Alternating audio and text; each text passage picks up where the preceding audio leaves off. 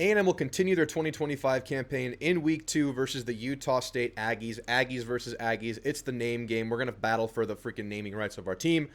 A&M should win it. I'm going to start by giving you my score prediction because I think more so than just winning this game, feeling good about the score, I think there are some markers you want to see A&M, hit in a Week 2 after playing a Week 1 opponent in UTSA that had enough ability to expose some of your team holes. Let's see how much they can get done in the film room, in practice from Week 1 to Week 2. I have A&M winning this game 49-13. I think A&M covers the 31.5 point spread. I think A&M hits the over on this one. And I think this is that feel-good blowout win that a lot of people expected from Week 1 against UTSA. I think UTSA brings a lot more than a team like Utah State can. However, Utah State did have a pretty strong Week 1 showing with a year 1 coach and about 5 returning starters. This is a new-look team for Utah State. And I think versus UTEP in Week 1, a lot of the Utah State faithful are pretty happy about the performance that they got.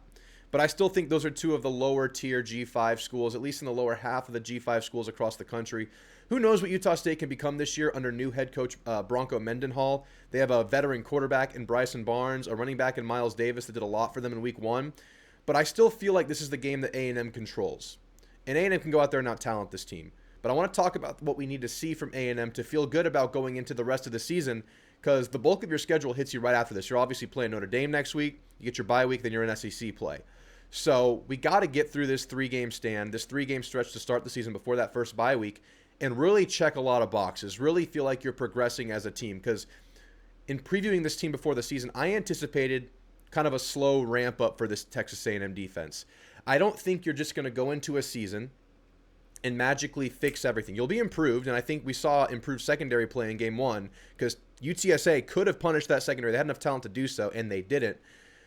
But you lose 3 starters on the defensive line to the NFL. I mean, that is not just going to be an overnight fix. So we're going to see this thing take some time and get better week to week. And this is one of the key jumps I expect Week 1 to Week 2. So we're going to start with this defense. Guys, thanks for being here. Like and sub. We're going to keep putting stuff out. I appreciate all you for being here. Run defense.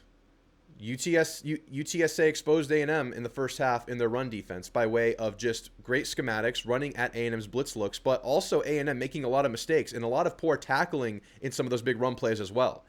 I expect a physical and inspired performance by A&M because I think versus UTSA, you saw both ends of that spectrum. In that first half, you saw some arm tackling, you saw some bad run fits, you saw break of outside contained by defensive ends and secondary players.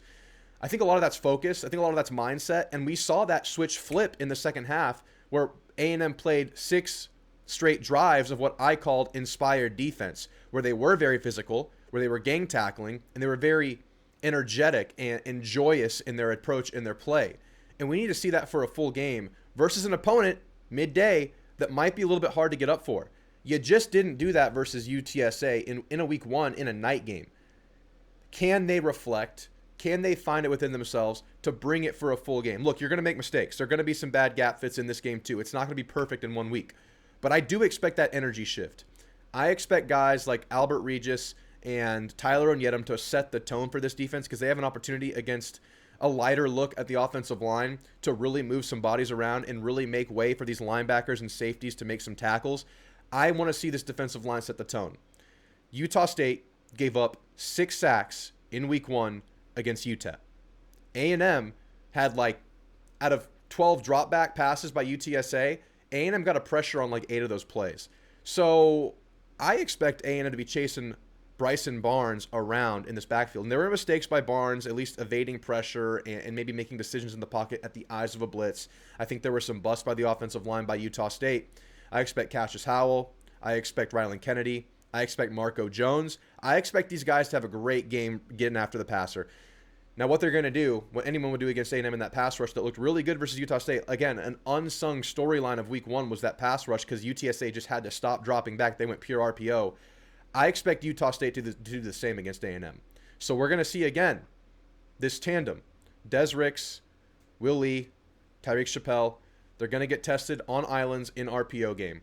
And UTSA beat them a couple times. It wasn't a consistent thing, but, Will Lee got beat once. Tyreek Chappelle got beat 2 or 3 times. Des Ricks never got beat. That was awesome.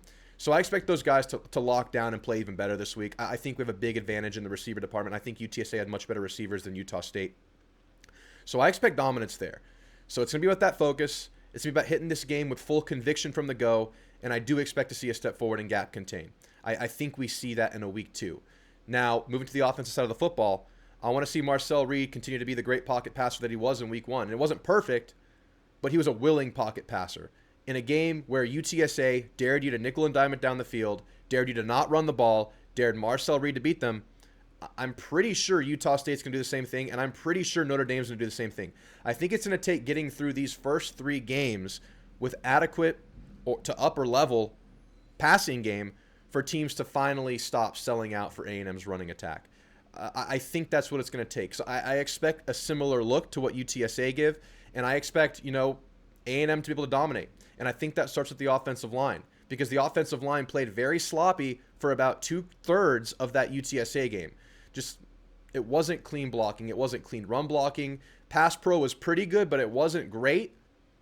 I expect dominance from this offensive line, righting the wrongs of week 1, because we know they're better than that. We saw it for an entire year last year, them playing better than what we saw in week 1. You get so many bodies back. You're as big and physical as any offensive line in the country. In fact, you're the second biggest offensive line in the country in terms of average weight.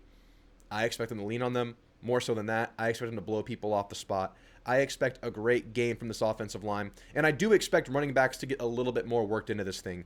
I don't think we'll see a lot more Le'Veon. We might get Le'Veon up to 5 or 6 carries, but not more than that, I don't think. I'd be surprised if we got more. But I do expect more of a running game from Reuben Owens, Amari Daniels, and E.J. Smith. I think we're going to see a few more carries in those guys' hands this game. And hopefully later in the game you can get Jamari and Morrow. And so I do expect more of a running attack this game. I still think it'll be pass heavy. I still think they're not going to lean on these running backs that are all coming back from injury too much before Notre Dame. And I also, again, expect Utah State to really keep an eye on that running game. I still don't expect Marcel Reed to be running all over the place. Very few designed runs by Marcel Reed in game 1. I think it was 1 or 2 versus UTSA. Same thing. We're going to see a lot of Craver. We're going to see a lot of KC. I think we're going to see a lot of ABR and Bussy. I would expect, again, for them to be very selective with their KC reps, because KC only played about half of that game versus UTSA. He was dealing with some cramps or some lower body discomfort late in that game, but he came back and he played another drive, but then they sat him down as soon as the starter started to sit. KC was one of the first guys to sit down, but I expect a lot of those guys too. I expect them to be a heavy emphasis in this attack as usual. I'm sure Utah State will be ready to handle that bubble, so let's see how A&M adjusts and can play off of that.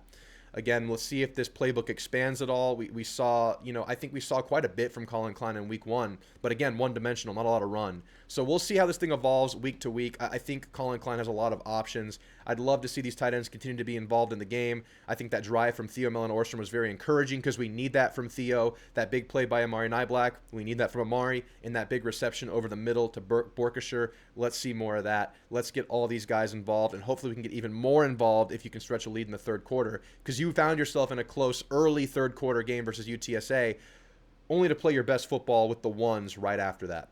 So guys, what are you hoping to see from this game? I expect perfection, maybe not perfection. I expect dominance from the offensive line. I expect the defense to come out and play with energy right away. And those two things, I think, will lead A&M to that comfortable win. So guys, let me know what you're looking for. Thanks for watching. I'll see you guys soon. Gig 'em.